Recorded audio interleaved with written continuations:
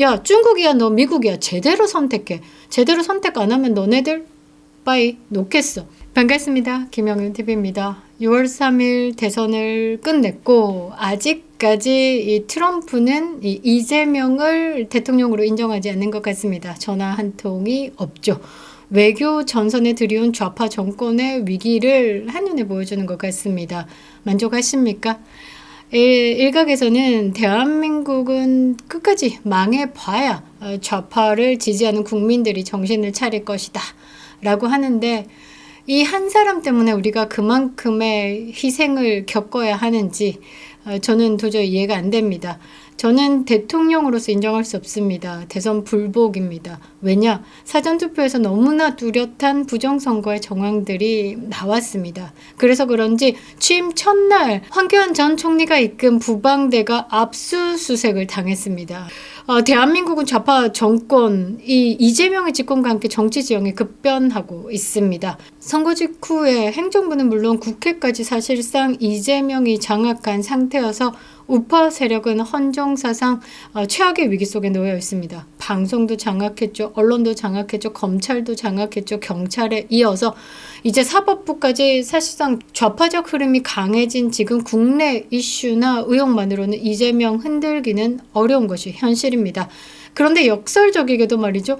이러한 절대 권력이 국내에서 공고해질수록 외교 무대에서는 취약성을 드러내기 시작했습니다. 특히 트럼프 미국 대통령이 이재명 정부에게 축하 전화 한 통도 없죠.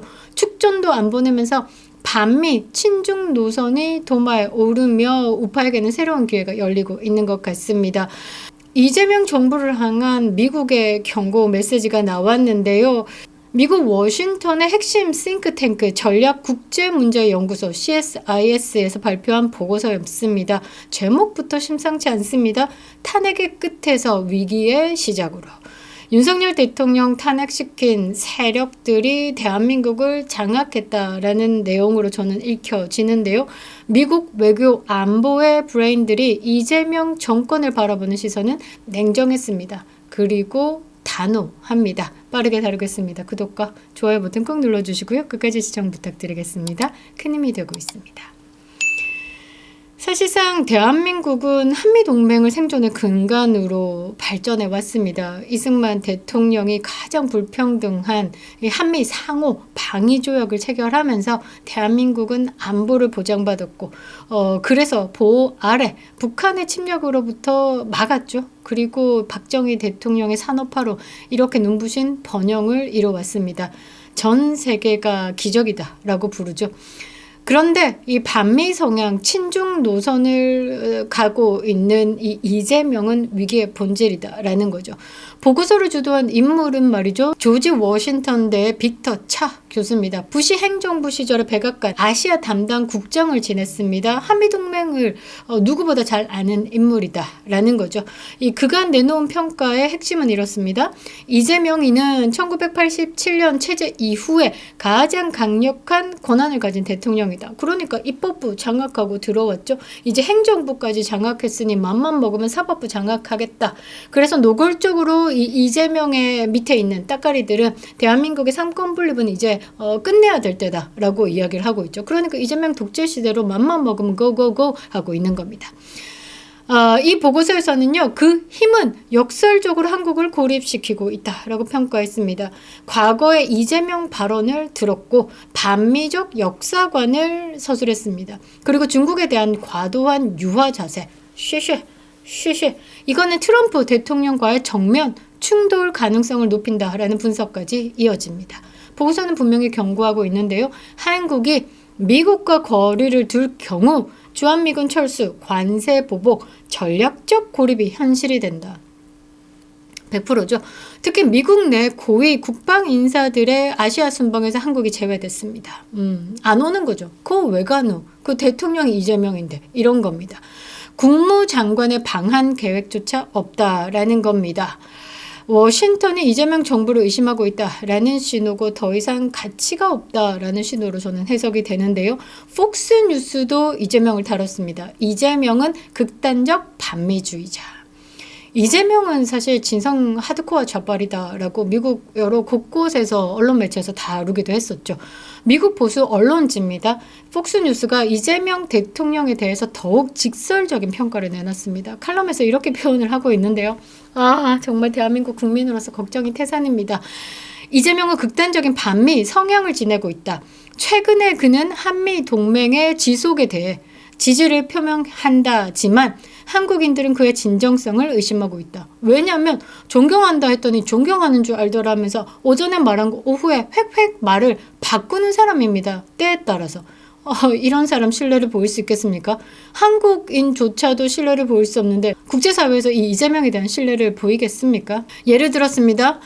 이재명이 미국을 점령군이다라고 불렀다라는 부분을 캐치했고 115년 전 한일 병합의 책임이 미국에 있다라고 주장을 한 부분, 그리고 기회만 주어진다면 이 이재명 거의 틀림없이 주한미군을 철수시키고 중국과 북한과 손을 잡으려 할 것이다 라고 평가했습니다. 제대로 봤다라고 저는 말하고 싶은데요. 그래서 대한민국의 두려움은 크다라는 겁니다. 이 같은 지적이 단지 우려가 아닌 현실이 될 수 있다라는 경고죠. 현실이 됐을 때 생각조차 하기 싫습니다. 특히 미국 보수 진영에서는요, 이재명 정부를 이미 신뢰할 수 없는 동맹으로 간주하고 있습니다. 문재인의 재탕이냐 노무현의 실패를 반복하느냐, 이 보고서는 이렇게 보고 있는데요. 문재인과 노무현 정부의 실패 사례를 거론했습니다. 그러니까 대한민국의 좌파 정부의 실패 사례, 그러니까 북한에 돈 퍼다주고 제대로 뒤통수 맞는 개꼬붕짓을 한 것을 거론하는 거다라고 보시면 되겠죠. 이재명이 그 전철을 따를 가능성이 높다라고 이 보고서는 다루고 있습니다. 노무현 정부 하에 1차 북핵 실험, 문재인 정부의 공동 연락소 폭파, 그리고 지금 이재명은 북중 양국에 대한 집착을 노골화하고 있다라고 평가했습니다. 그러니까 돈은 돈대로 퍼주고 북핵은 점점 고도화시키고 뭐 하는 짓인지 모르겠습니다. 제대로 손잡은 정권이었다라고 저는 평가하고 싶은데요. 특히 쌍방울 그룹을 통해서 대북에 800만 달러를 송금한 의혹에 대해서도 다뤘습니다. 이재명의 노벨 평화상 집착설, 이거 김대중 대통령이 노벨 평화상 받았잖아요. 북한에 돈 퍼주고. 그거를 이제 생각하고 이재명이라는 이름을 또 한 번 대한민국에 새기고 싶어 한다라고 이제 해석을 하고 있죠. 그래서 이미 외교 전략이 아닌 개인적인 업적 욕심과 정치적 야망으로 이 이재명의 친북을 해석하고 있습니다. 그러니까 외교 실패를 넘어서 대한민국 전체를 위기로 몰아넣을 수 있는 배후 동기다라고 그냥 이재명 덩어리 자체에 대해서 그냥 위험한 인물이다라고 표현을 한 거죠. 가장 믿지 못할 동맹국이 된 겁니다. 그러나 가장 가까운 한국이다라는 거죠. 사실상 이 한국이라는 나라가 지정학적인 위치 굉장히 중요합니다. 중국과 대륙 끝을 함께 하고 있고 그 다음은 미국 전에 일본이 있고, 한국이 무너진다라고 하면 다이렉트로 일본이 공격의 대상이 되는 겁니다. 한국이 있기 때문에 미국이 일본과 함께 직접적인 공격에서 한번 이제 완충지대 같은 역할을 한국이 해준다라는 거죠. 그리고 한국이 이 동북아 지역에서 굉장히 중요한 역할을 합니다. 그런데 이거를 중국에게 뺏긴다라고 봤을 때 미국 입장에서는 굉장한 출혈이다라는 거죠. 트럼프는 아마 생각할 겁니다. 이 팔을 한쪽을 내줘서 얻는 거, 그런 거 생각 없습니다. 트럼프는 철저한 이익 계산이고 자국 중심이기 때문에. 그래서 한국을 기회를 줄 것이냐? 저는 기회가 없다라고 봅니다. 이렇게 이제 이재명이가 계속 친북의 노선으로 갔을 때 그래 너 제끼고 일본과 다시 새 판을 짜겠어. 그 가능성이 더 크다라는 거죠. 미국 외교가에서 이런 말이 있습니다. 한국은 가장 가까운 동맹국이자 가장 믿지 못할 동맹국이다. CSIS가 이재명 정부의 반미 친중 노선이 이 말의 후반부를 더욱 강화시킬 거다라고 경고했습니다. 가장 믿지 못할 동맹국. 야, 믿지 못하는데 동맹 뭐 하려고 지켜? 우리에게 이익이 돼? 파기해. 이게 트럼프식이 될 수 있다라는 거죠. 조용한 위기다라는 겁니다. 언론에 보도되지 않는다. 겉으로는 멀쩡하다. 하지만 미국의 신뢰도가 무너지는 순간 방위비 분담금 협상에서, 군사훈련 축소에서, 투자 유치 실패에서 대한민국은 치명타를 입게 된다라는 거죠. 주한미군 빠지면요, 그 전력 공백을 메우기 위해서 대한민국 여성이 군에 징병제로 갈 수도 있다. 이스라엘처럼. 제가 그 부분에 대해서 이제 뒤에 영상으로 만들 생각인데요. 이미 커뮤니티에는 그 시나리오에 대한 분석이 있습니다. 여러분들 한번 보시면 이재명을 뽑은 그 손이 정말 후회될 것이다 라고 봅니다. 이재명이 과거 주사파 출신도 아니죠. 이건 운동권 출신도 아닙니다. 그런데 북한과 중국이 이처럼 집착을 하는 이유는 분명하죠. 정권 차원의 외교 전략이 아닙니다. 철저하게 개인의 이미지 정치, 그리고 정치 생존을 위한 구걸성 외교 때문입니다. 이때 보수의 역할이 가장 중요하죠. 지금 그래서 국민의힘이 지금 제대로 자리 잡아야 되는 겁니다. 많은 국민들이 이 국민의힘에 실망해서 이 정당 해산 카드를 만지작거리는 민주당에게 그래 이참에 정당 해산 시켜버리자. 그리고 새롭게 보수를 키워야 된다라고 이야기하지만 그 플랫폼을 다시 만드는데 굉장한 시간이 걸리죠.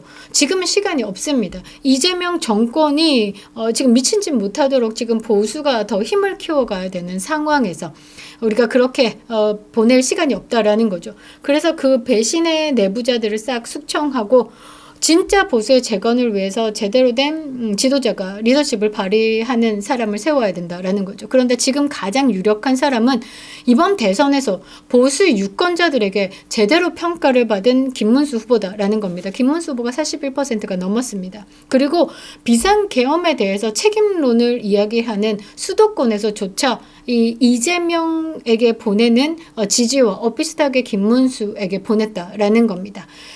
그러니까 지금 보수의 재건, 국민적 희망으로 떠오르는 건 김문수다라는 거죠. 지금 보수 진영이요, 외교적으로 새로운 전환점을 맞이해야 되는 겁니다. 미국과의 신뢰를 다시 회복해야 되는 겁니다. CSI, 헤리티지 등 미국 보수 진영의 싱크탱크들과 직접적으로 네트워크를 형성해야 되는 겁니다. 좌파 정권이 저렇다라고 해도 대한민국의 한미동맹을 끊을 수는 없다라는 메시지를 계속 보내야 되는 거고, 미국과 우리가 있어. 우리 보수가 이번에는 놓쳤지만 강해지면 다시 미국과의 이 회복이 될 거야. 우리를 좀 믿어줘. 우리를 좀 푸시해줘. 이렇게 확실하게 각인시켜야 되는 거죠. 정권이 바뀌면 다시 한국은 한미동맹을 강화시킬 거야 라고 해야 되는 겁니다. 이재명의 친중 정권이 벌이는 외교 실패 후폭풍을 최소화할 수 있는 겁니다. 단지 정치적 유불리의 문제가 아니라 국가의 생존과 국익을 위해서 이 보수 진영이 해야 될 필수 행동이다라는 거죠. 보수는 지금 빠르게 행동해야 되는 겁니다. 원내대표 권선동 사퇴, 오케이, 책임지고 사퇴. 한동훈이 책임을 지고 지금 구태 정치 친윤을 숙청해야 된다. 개소리 집어치우라는 거죠. 한동훈은 어디 나가서 보궐선거에서 제대로 금배지 달고 원내로 진입한 다음에 당대표로서 또는 그 리더십을 발휘해야 된다라는 거죠. 정치를 제대로 해본 적이 없는 사람이 아가리로 정치를 하고 있는 겁니다. 지금 한국이 겉으로는 평온해 보이는 것 같죠. 그런데 동맹의 균열은 지금 시작됐습니다. 미국은 이재명을 신뢰하지 않습니다. 한국의 방향 전환을 강력히 요구하고 있다라는 거죠. 야, 중국이야 너 미국이야 제대로 선택해. 제대로 선택 안 하면 너네들 빠이 놓겠어. 이게 트럼프식이다라는 거죠. 우리는 깨어 있어야 되는 겁니다. 지금 바로 행동해야 되는 거고요. 외교는 전쟁입니다. 보이지 않는 전쟁, 조용한 전쟁. 그래서 윤석열 정부가 이 언론이 굉장히 업적에 대해서 폄하시켰지만요. 외교 무대에서는 이 확실한 노선 정리를 했기 때문에 대한민국을 외교적으로 안정적으로 만들었던 대통령입니다. 이재명 정권의 오만한 외교가 대한민국을 국제적으로 고립시킬 겁니다.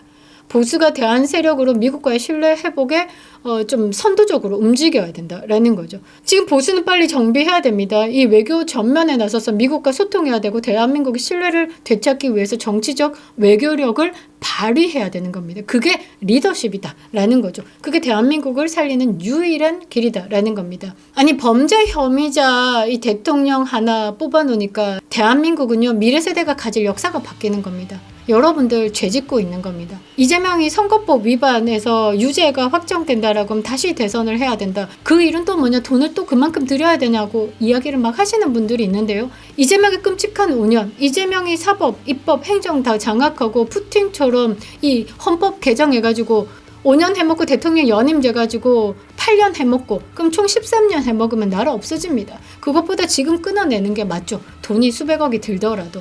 그러니까 애초에 이재명이라는 인간을 뽑으면 안 되는 거였고 국제사회가 보내는 경고에 대해서 대한민국이 무시하면 안 되는 거였죠. 지금 잠깐 주는 그 25만 원 꿀 빨고자 대한민국을 갖다 바친 좌파 국민들은 철저하게 반성해야 되는 겁니다. 그립다 윤석열, 김영린 TV였습니다.